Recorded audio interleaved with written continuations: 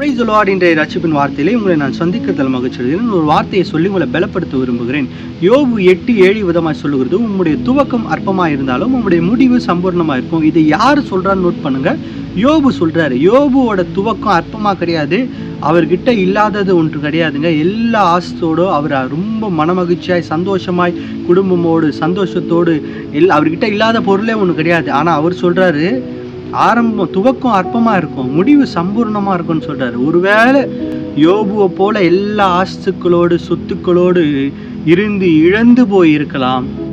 ஒருவேளை துவக்கம் ரொம்ப அற்பமாய் நீங்கள் பிறந்ததுலேருந்து அநேகர் உங்களை சொல்லி, இவன் என்னைக்கு பிறந்தாலும் தெரியல, அன்னியில இருந்து எனக்கு ஒரே கஷ்டம், தரித்திரம், ஒரே துன்பம், உன்னால் எனக்கு கஷ்டம், நீ பிறந்ததுலேருந்து எனக்கு ஒரே கடன் தான் அப்படின்னு அநேகர் உங்களை உடைத்து இருக்கலாம், உங்களை பேசி உங்களை அவமானப்படுத்தியிருக்கலாம்.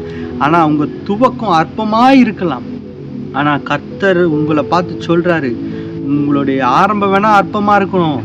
சகோதரி இந்த வீடியோ பார்க்குற உங்களை பார்த்து சொல்கிறாரு, இன்னைக்கு உங்களுடைய சம்பூரணமான வாழ்க்கை துவங்க போகிறது. இந்த வார்த்தையை விசுவாசித்து ஒரு ஆமேனை சொல்லி அந்த ஆசீர்வாதத்தை பெற்றுக்கொள்ளுங்கள். கர்த்தர் உங்களை சம்பூரணப்படுத்தி ஆசீர்வதிக்க வல்லவராக இருக்கிறார். கர்த்தர் தாமே இந்த வார்த்தைகளையும் உங்கள் குடும்பங்களையும் ஆசீர்வதிப்பாராக. Have a nice day. God bless you.